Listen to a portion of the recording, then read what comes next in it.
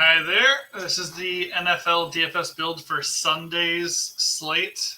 This is my preferred slate for this super wildcard weekend. This is for DraftKings as well. You can go on several different slates. There's Saturday, Sunday, Monday.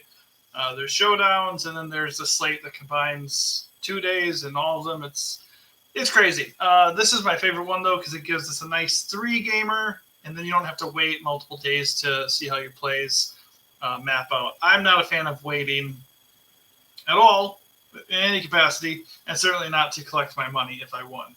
And also, just like if you play the first day or two and you're sitting there and you're cashing, it's just such a giant tease. So anyways, and in case you just also are like me and want to play the Sunday slate, here I am about to walk through it. So my goal here is to point you to the best plays, maybe talk about some chalk and some contrarian options, talk a little bit about matchups, and hopefully help you build the best lineups you can. Obviously, if you're max entering and just entering a ton of lineups, you can kind of do whatever you want and just take my process and what I have to say and use it however you will. I personally like to just do single entries. I try to look at the chalk that makes sense, and I eat that chalk, and then I try to make little different plays to differentiate a little bit. So what I'm going to do here is walk you through each position, and we'll just break things down a little bit and see which players stand out. We're using rotogrinders.com as player projections for the Sunday slate. And as you can see here, Josh Allen comes in as the best raw points projection play, and he is only the second most owned player right now. So I think at first glance, I'm not that worried about his price. I'm not that worried about his ownership. And I'm certainly not worried about the Steelers. I'm very high on the Bills as they come into the playoffs. I think they're going to do extremely well. I think they're going to win this game, probably very easily. So Josh Allen's my favorite play. I don't mind paying for him. I don't care if he's chalky. So that's where I'm starting. Having said that, if there's one fade here, it's Mason Rudolph. I don't want anything to do with Mason Rudolph. I don't think it's a good spot for him, and also he's Mason Rudolph. There's nobody else besides Rudolph that is a strong fade for me. I don't love Jordan Love here, just because the Dallas defense can create turnovers. It is in Dallas. There seems to be this narrative that the Cowboys are really going to prove that they belong and can make a deep run here, and kind of at the expense of a very, very young Packers team. I'm a Packers fan, so I certainly hope that's not the case. I do think Love could end up producing here in a shootout, or if he's playing from behind. So I think he's plenty viable, and especially since he's projecting for 11% ownership, I think he is somebody to look at. If everybody is thinking, Green Bay doesn't have a chance here and nobody's going to play Love and do a Packers stack, why not do a Packers stack, right? I won't go in fully with Love, but if you're entering many laps, I would definitely consider a Packers stack with, of course, some Dallas runbacks. Dak Prescott obviously looks really good. The Green Bay defense has been pretty good lately in the last couple of weeks, but obviously we did see Baker Mayfield have the game of his life not too long ago. And Dak has been absurd at home. I mean, his splits are just egregious. 26.8 fantasy points per game at home this year, 17 on the road. And it's been well documented online that the Cowboys average like 35 points per game, or maybe it's 37 per game at home on the year, and have won like 8 home games in a row or something. It's crazy. They are very good at home, and they're favorites for a reason. So Dak is obviously a very good play as well. As far as the Lions Rams game, I don't hate Stafford or Goff. They're both decent prices, and I think I would prefer Stafford just because the Lions' pass defense has not been good, and their run defense has been good. So that's how I would break that down. For the most part, though, I'm going Josh Allen here. Running back is a little bit more dicey, I would say. I do think it's a little bit interesting that Kyren Williams is the top projected running back and one of the highest owned running backs so far, because he's on the road against a very good run defense. I wish I would have pulled this up ahead of time, but I did not. I'm just going to pull it up just so I can tell you real quick. I mean, he's been smashing. No denying that. Kyren Williams has been very, very good. But on the season, he's facing a defense that is number 1 against fantasy running backs. It's not a good spot. The only good thing is Kyren Williams has a huge role, and he's been producing. So, in theory, if you think the Rams are going to hang in this game and find a lot of scoring opportunities, then yeah, he is a good play. But he is the most expensive running back. He's on the road, and the matchup sucks. So I think if we're going to look at, who's a chalky, expensive guy that we can fade and feel good about, I actually think you can fade Kyren Williams, and that could be the start of making your lineup a little bit different. On the flip side, you can play David Montgomery and Jahmyr Gibbs, but it's just you have to choose the right one. I think playing them together doesn't make a whole lot of sense to me. I would probably lean, towards Montgomery, I guess, just because he's more likely to get the goal line opportunities. I don't love either of them because they're going to split work even more than usual in a playoff game like this. A couple other guys I do like. It's hard to differentiate them as Tony Pollard, Aaron Jones, and James Cook. I think they're all very viable. Obviously, I like the Bills a lot. But if I'm playing Josh Allen, I'm probably going to go with the passing options, and I may not fully stack the running game as well. But he's still in play. It's not exactly an amazing matchup, but the Steelers can be beat on the ground. Historically, Aaron Jones has crushed against Dallas. I don't know if that's necessarily going to indicate that he will now, especially since the Dallas run defense has been pretty good this year. But if the Packers are to have any chance in this game, he will have to have a good game. And he's been crushing lately. He has not been finding pay dirt, but he has been on fire. In his last 2 games, those last 3 games, he has 111 plus rushing yards in each game. So he is at full strength. He's getting 20 plus touches. And I would imagine if he finds success here, the touchdowns could start coming. So he's very much in play. And even if the Packers are playing from behind, it's not like Aaron Jones is just going to go away. I mean, he's more likely to get catches too, if that's the case. On the flip side, on the year, the Packers' run defense has been garbage. If teams actually set out to establish the run, they typically find success. And if Dallas is going to be playing with a lead at any point in this game, Tony Pollard does make good sense. The problem, to play devil's advocate here, the problem with Tony Pollard is he has been in smash spot after smash spot all year and has failed miserably. Part of that is probably to do with him, and the other part of it is Dallas just really does a good job with their passing offense. CeeDee Lamb is the GOAT, as they would say. So he did do well in 2 spots against the Commanders, and it's kind of like a similar situation where the Commanders were terrible against the run.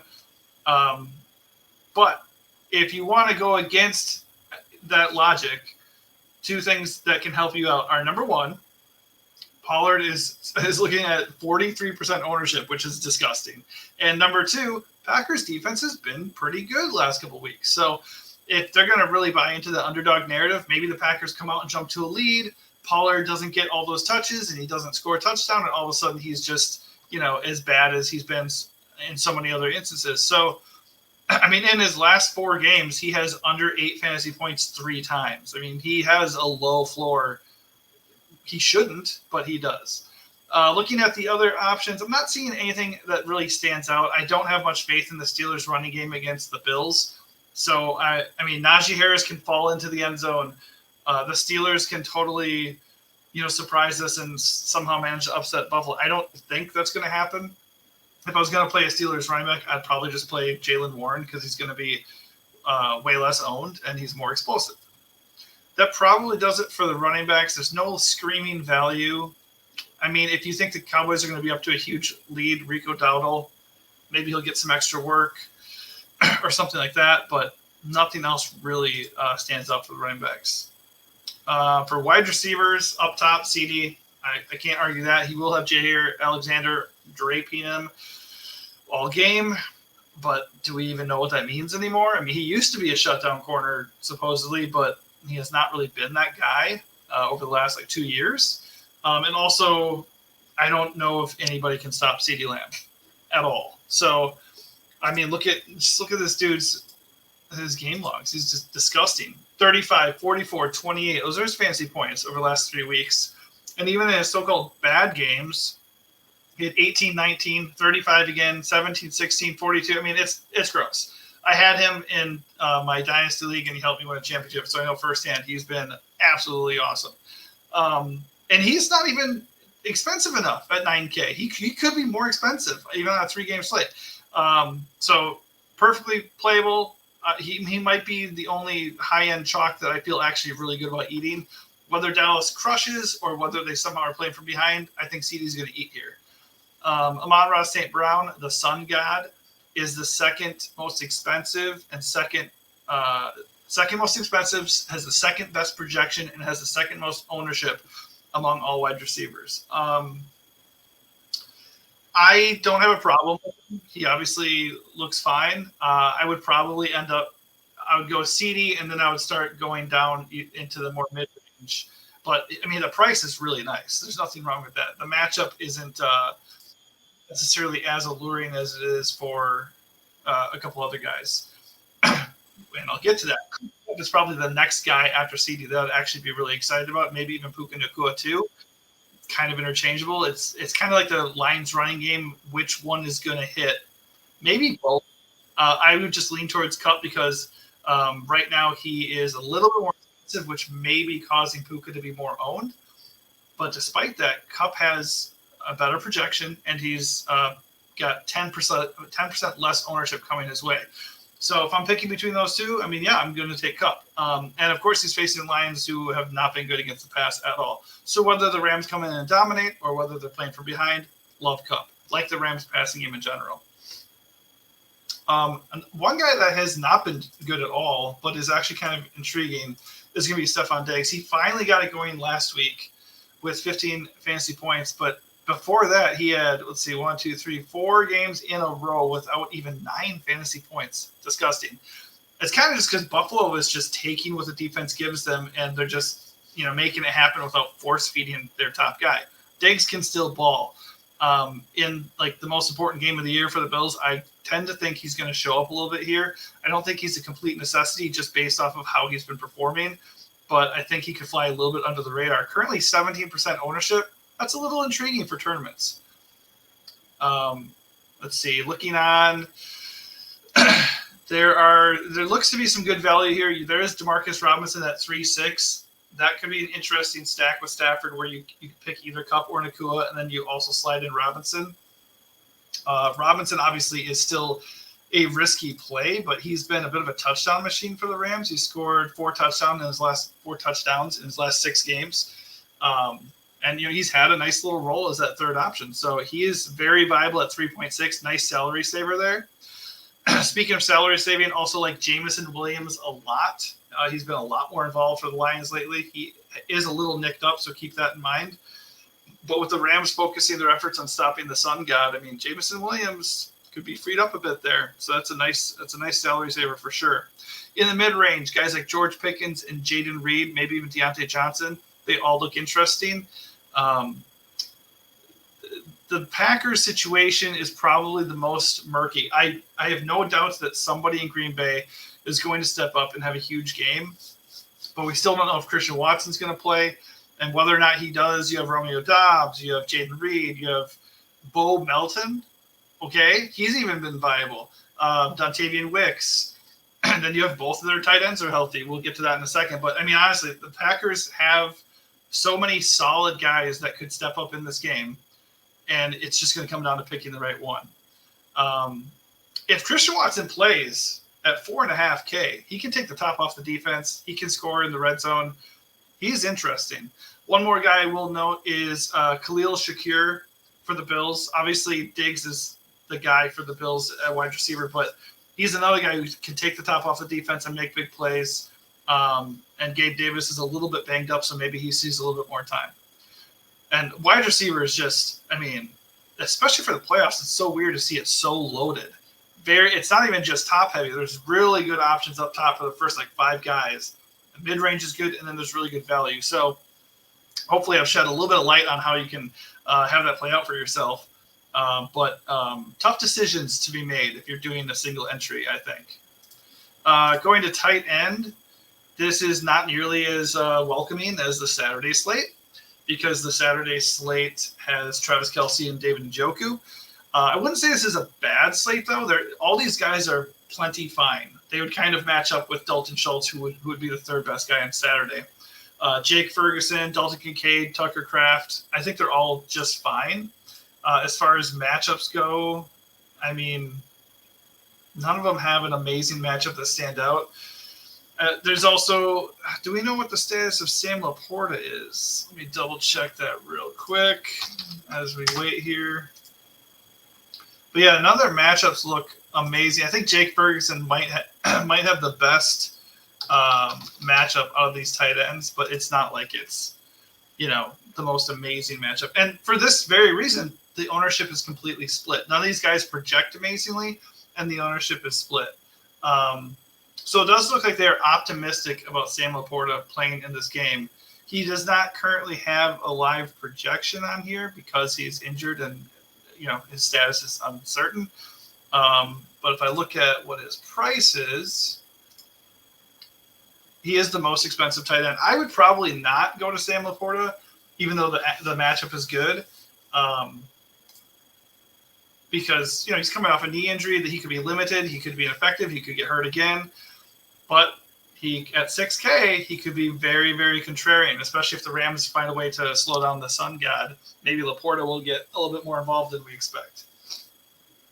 The only other guy I would touch on is maybe, I mentioned him already, but Dalton Kincaid got a lot more involved again in the last game of the year. So even with Dawson Knox back, if that is going to persist, then at 4.6, that's a pretty good price for him. For me, though, as far as value, and I don't love this position, Tucker Kraft is going to be the guy that I'm looking at. He is going to inevitably split some of the snaps with Luke Musgrave, which, by the way, 3.2K. Luke Musgrave is also kind of appealing. But Tucker Kraft is a beast in the run blocking game, and he's a plenty fine receiving threat too. So I don't really see why the Packers would, limit him or take him off the field more than they really need to. So either of those guys are fine, but 3.3K for Tucker Kraft here at DraftKings looks very, very appealing to me. All right, finally, defense. It is mostly a crapshoot, but I was a little surprised to see the Bills at just 3.5K. I mean, I would pay probably 4+K for them in this spot. I think they got the best matchup of the day. I think they're going to win this game. I think it's going to be a blowout. They tend to be a very aggressive defense, so they can get turnovers and sacks. Obviously, the most aggressive defense on this slate is going to be the Dallas Cowboys. They are very well known for getting interceptions and even scoring defensive touchdowns, and of course, they can get after the quarterback. And they're facing a guy who's starting his first ever playoff game, so Dallas is absolutely in play. Funny thing is, these are not your most owned defense so far. It's the Steelers at 28%. And the only reason is because they're only 2.6K. And everybody's afraid to play the Packers at 2.3K because they have perhaps the worst matchup on the board. But honestly, all these defenses are viable. When you factor in price and ownership and upside, I think you can go with just about anybody. But I'm going to go with Bills here. And if you want a nice punt, the Rams at 2.7K, just because things are trending towards a possible Rams upset. So that could be kind of interesting. All right, that does it for me. Just wanted to run through, give you my insight at each position, and let you know what chalk I'm fading and what contrarian plays I like, and I point out hopefully I've helped you. And going into Sunday, you can make an awesome lineup and get a takedown.